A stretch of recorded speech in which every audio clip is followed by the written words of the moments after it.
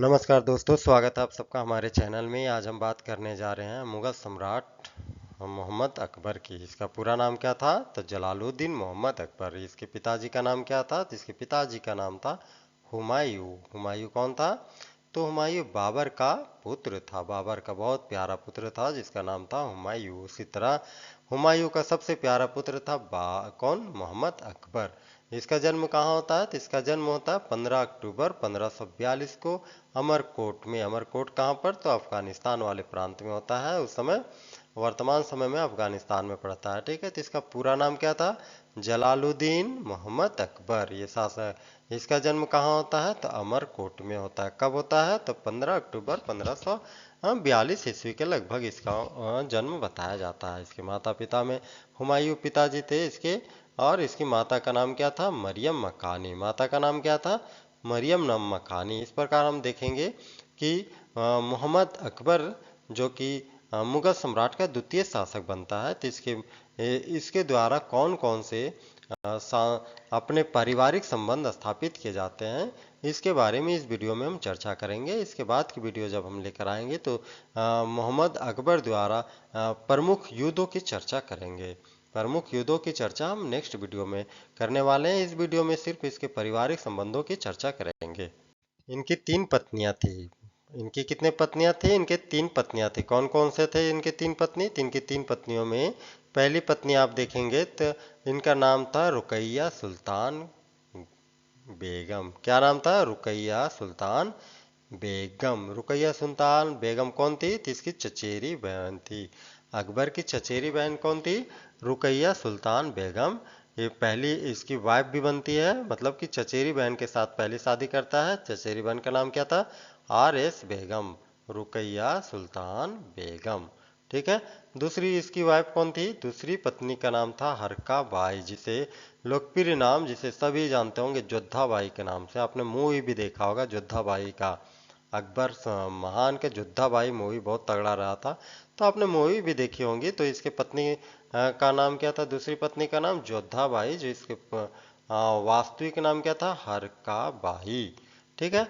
और इसके लोकप्रिय नाम जोधा बाई। जोधा बाई कौन कहता था? तो जोधा बाई से अकबर ही जोधा बाई कह के पुकारता था। ये कौन थी? तो यह राजा भारमेल की पुत्री थी।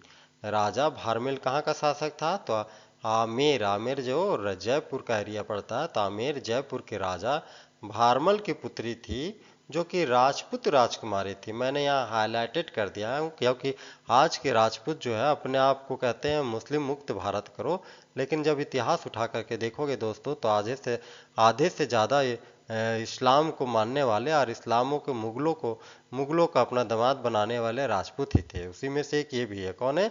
आमेर के जयपुर के राजा भारमल। क्योंकि इसने अपने शासन इसका छीना ना जाए, इसके राज दरबार इससे छीन ना लिया जाए, इसलिए इसने अपनी बेटी को कहाँ भेज दिया था? अपनी बेटी राजकुमारी जो थी उसकी शादी किसके साथ कर दिया था? किसको दे दिया था ये? तो अकबर महान को। अकबर महान को दे दिया था। आप समझिए, आज भी भारत में यही चीज़ है, लेकिन हम गरीबों, हम छोटे कम पढ़े लिखे लोगों के बीच में ये बात फैलाई जाती है, बरगलाई जाती है कि इस्लाम इस्लाम इस्लाम। लेकिन जब इतिहास आप खंगालोगे, जब इतिहास के पन्ने पलटोगे, तो आपको देखेंगे कि आधे से ज़्यादा बड़े राजे रजवाड़ों के परिवार उसी मुगल वंश से आगे बढ़ता आया है और बढ़ता जा रहा है। लेकिन हमें आपस में लड़ने के लिए सिर्फ ये बताया जाता है कि मुस्लिम मुस्लिम मुस्लिम, जबकि हिंदुस्तान में हिंदू मुस्लिम सिख ईसाई सभी का इस हिंदुस्तान की प्रगति में पूर्ण रूप से और सार्थक रूप से सहयोग रहा है। तो आप देखें क्या कि आमेर का जो राजा था, राजा भारमल, इसने अपनी राज दरबार को, अपने राज शासन को बचाए रखने के लिए अपनी पुत्री का विवाह किसके साथ कर देता है? तो अकबर के साथ कर देता है। मैंने यहाँ कहा है कि इस वीडियो में मैं सिर्फ इसके पारिवारिक संबंध को देखने वाले हैं। इसके बाद वाली वीडियो में मैं देखूंगा कि इसके साथ कौन कौन से युद्ध करता है और किस युद्ध से किन जो राजा थे उनकी पुत्री के साथ संबंध स्थापित करते हैं। संबंध स्थापित करने का उसका एक लॉजिक ये भी था कि यदि हम अलग अलग राजाओं के साथ संबंध स्थापित करते हैं तो इस प्रकार क्या होगा कि अनेक धर्मों का संग्राम मेरे पास स्थापित होगा। और जब अनेक धर्मों के लोग मेरे पास जुटेंगे तो इस प्रकार क्या होगा कि जो हमारा साम्राज्य है वो स्थिर होगा, इस पर किसी भी दूसरे व्यक्ति द्वारा युद्ध नहीं किया जा सकता। ये जो था अकबर का ये बहुत ही दूरदृष्टि सोच कहा जा सकता है। यही वजह रहा था कि उसने अपने राजनयिक संबंध स्थापित करने के लिए अलग अलग समुदायों के साथ भी विवाह करना उचित समझा था, ठीक है ना।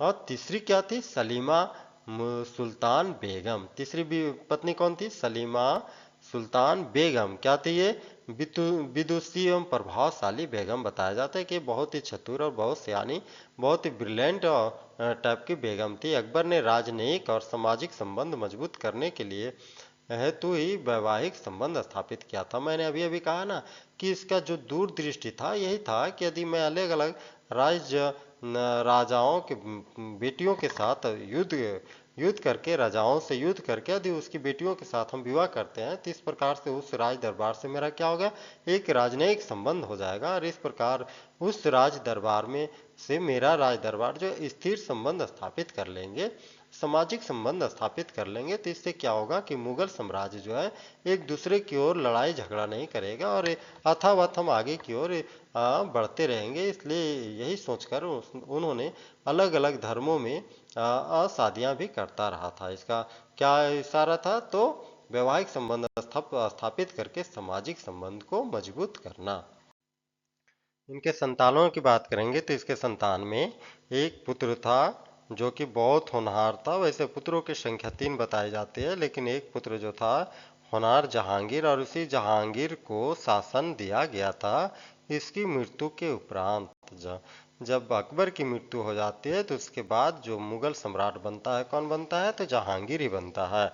मुराद और डनियाल को ये क्या करता है, तो प्रांत दे करके उसे वहाँ का शासक नियुक्त किया रहता है। पर दिल्ली का शासन कौन संभालता है, तो जहांगीर। जलालुद्दीन अकबर का पुत्र कौन था, तो जहांगीर। और इसकी 2 बेटियां भी बताई जाती है जो खानम सुल्तान और आराम बानो बेगम के नाम से प्रसिद्ध थी। कौन कौन, तो खानम सुल्तान और आराम बानो बेगम के नाम से फेमस। इसके पिता की मृत्यु के बाद इसका संरक्षण का काम कौन करता है, तो बैरम खान करता है। बैरम खान कौन रहता है, तो इसका सेनापति। किसका सेनापति, हुमायूं के सेनापति। हुमायूं का सेनापति था और भरोसेमंद व्यक्ति था कौन, बैरम खान। इसने अपने पुत्र अकबर की संरक्षण का दायित्व इसे सौंपा था कि जब तक ये बाल्यावस्था को प्राप्त नहीं कर ले तब तक इसकी संरक्षण तुम करोगे। किसको ये बोला था, बैरम खान को। और इस स्थिति में बैरम खान इसका संरक्षण करता है।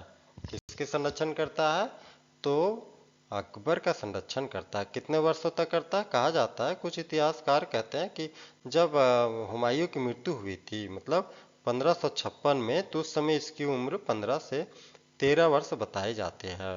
यदि 13 वर्ष होगी तो 4 वर्ष बाद 17 वर्ष होता है, और यदि 15 वर्ष होगी तो 4 वर्ष बाद 18, 15 4 19 वर्ष होता है। इस प्रकार से आप अनुमान लगा सकते हो। क्यों कि बैरम खान 4 वर्षों तक इसके संरक्षक का कार्य करता है, और जब बाल्यावस्था से युवावस्था को प्राप्त कर लेता है अकबर, तो उसने देखता है कि बैरम खान अधिकांश गुप्त मामलों में भी हिस्सा लेता है और उसके द्वारा दिए गए डिसीजन जो है अकबर को पसंद नहीं आते थे।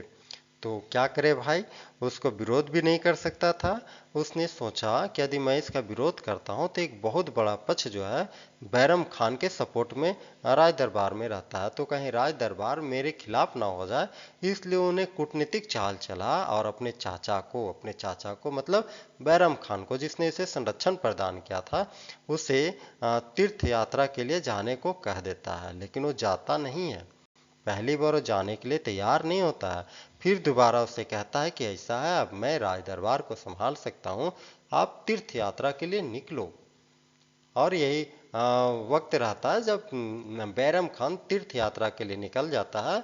तो कहा जाता है, कुछ इतिहासकारों द्वारा कहा जाता है कि अपने ही सैनिक लगा करके, अपने ही गुप्तचर सैनिकों के माध्यम से अपने चाचा जो बैरम खान जो संरक्षक रहता है उसकी हत्या करवा देता है। किसके, कौन, तो अकबर। इस प्रकार जब उसकी हत्या करवा देता है तो अब निश्चिंत रूप से निफिकिर होकर के कौन शासन संभालता है, तो अकबर संभालता है। अब यहाँ पे अब दो बातें आती है, नैरेटिव बातें यहाँ पर आती है क्या, कि क्या इसने चाचा की हत्या करवाई, किया, तो इसका आंसर होता नहीं, इन्होंने खुद नहीं किया, लेकिन अपने सैनिकों के द्वारा उसकी हत्या करवा दिया, अपने संरक्षक की हत्या ये कह के करवा दिया कि इसके जो विचार है, इसके जो निर्णय होते हैं वो मेरे सहमति के बगैर हो जाते हैं। कुछ ऐसे निर्णय हैं जिस पर मैं सहमत नहीं होता हूँ, उसके बाद भी ये जो है मेरे चाचा या मेरे संरक्षक बैरम खान ये डिसीजन ले लेता है जो कि राज्य हित के लिए, समाज हित के लिए उचित नहीं है। ये कह करके, ये विचार लेकर के उन्होंने अपने सैनिकों को आदेश देता है कि जब ये तीर्थ यात्रा के लिए निकलेंगे तब उसकी हत्या कर दिया जाए। और ये होता भी है, लास्ट में अपने चाचा की हत्या करवा देता है। कौन? तो अकबर द्वारा।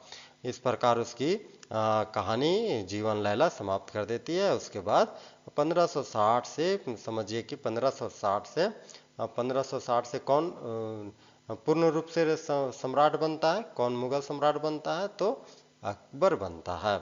इसकी पारिवारिक विशेषता सबसे जबरदस्त ये होती है कि इसने अपने जीवन काल में राजपूतों से संबंध स्थापित किया था। जैसा कि आपने पीछे भी देखा कि भारमेल के जो राजा थे, आमेर के राजा, भारमेल की पुत्री से ये संबंध स्थापित करते हैं। क्यों? क्योंकि इससे जब राजपूतों से उनकी पत्नी बेटी से जब संबंध स्थापित करते हैं, शादी करते हैं, तो राजपूत राजाओं के साथ जो ये युद्ध होने की संभावना जो थी वो नेगेटिव हो जाती है, खत्म हो जाती है। इस प्रकार से अपने परिवार को क्या दिया? तो राजनीतिक गठबंधन के माध्यम से एक स्थिर परिवार और एक स्थिर सम्राट दिया। अपने शासन काल में एक निश्चित और एक अस्थाई साम्राज्य स्थापित किया। इसका सबसे बड़ा कारण क्या था? क्योंकि वो अलग अलग राजपूतों, अलग अलग राजवंशों के साथ युद्ध करता था। युद्ध के बाद जीतने के उपरांत उसकी बेटी से संबंध स्थापित कर लेता था। संबंध मतलब अवैध संबंध स्थापित नहीं करना, यहाँ समझना है। संबंध स्थापित करना मतलब वैवाहिक संबंध स्थापित कर लेता था। जब वैवाहिक संबंध स्थापित कर लेता था तो सामने वाले राजपूत हो या सामने वाले जो राजवंश होता था उसके साथ इसका क्या हो जाता था? राजनयिक संबंध भी स्थापित हो जाता था। इस प्रकार सामने वाला राजवंश जो था इसके ऊपर किसी भी प्रकार से भविष्य में विद्रोह नहीं कर सकता था, क्योंकि उसका तो भाई बेटी का घर हो जा रहा है, तो उसके ऊपर ही कैसे आक्रमण करेगा। तो इसका जो दूरदृष्टि सोच था ये जबरदस्त था। आप कह सकते हैं किसी दूरदृष्टि सोच की वजह से इन्होंने अनेकों युद्ध किया था, लेकिन उन युद्धों के बावजूद बहुत सारे ऐसे कर थे, बहुत ऐसे टैक्स उस समय लगाए थे मुगल सम्राट, जिसे अकबर ने समाप्त कर दिया था। क्यों? कहा जाता है कि जब ये ब्राह्मण की बेटी से शादी किया तो ब्राह्मण की बेटी ने कहा कि आप मेरे साथ शादी कर लेते हो और हम ब्राह्मणों के ऊपर टैक्स लगा के रखे हो, तो उनके विचार आता है कि क्यों नहीं मैं ब्राह्मण टैक्स हटा दूं। तो ऐसे इस प्रकार से उन्हें ब्राह्मण टैक्स हटा देता है और राजस्व में जो एक बहुत बड़ी हिस्सेदारी ब्राह्मणों से ली जाती थी, राजपूतों से ली जाती थी, तो उसमें कटौती की जाती है। तो मैं इसके बारे में भी चर्चा करूंगा। इसके लिए मैंने एक अलग वीडियो बना के रखा है। इस वीडियो में सिर्फ इसके पारिवारिक संबंध को ही देखने का काम करने वाले हैं। तो यहाँ हमने क्या देखा कि अपने चाचा संरक्षक की हत्या कर देता है। हत्या करने के उपरांत जो है वो अनेक राजाओं के बेटियों से वैवाहिक संबंध स्थापित करता है और इस प्रकार से राजनीतिक गठबंधन जो है अलग अलग राजवंशों के साथ अच्छा से ताल्लुकात करता है। ताल्लुकात करने की वजह से इसका साम्राज्य जो है स्थिर और अधिक से अधिक लंबे समय तक समृद्ध रहने वाला शासक बनता है। इस प्रकार हम कह सकते हैं कि अकबर का पारिवारिक केवल शाही परिवार से संबंधित नहीं था, बल्कि राजनीतिक और सांस्कृतिक समन्वय का भी माध्यम रहा था।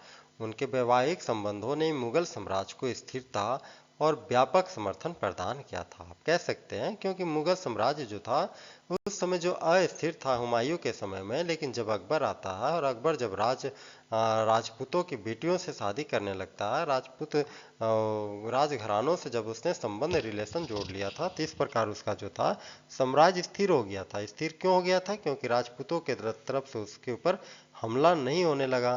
तो इस प्रकार उसका जो साम्राज्य था बहुत ही स्थिर और बहुत ही समृद्ध रूप से आगे बढ़ता रहा था। हमने आज सिर्फ यहाँ इसके पारिवारिक संबंध को देखा है। इसके नेक्स्ट वीडियो में हम इसके अकबर द्वारा किए गए पर तमाम युद्धों को देखेंगे। आखिर वो कौन कौन से युद्ध थे जिसके माध्यम से अकबर जो था अपने साम्राज्य का विस्तार कर पाया था, और इसलिए उससे अकबर महान कहा जाता है। इसके बारे में हम नेक्स्ट वीडियो में देखेंगे। सिर्फ उसमें देखते हैं कि अकबर किन किन युद्धों से अपने को वर्चस्व स्थापित करता है।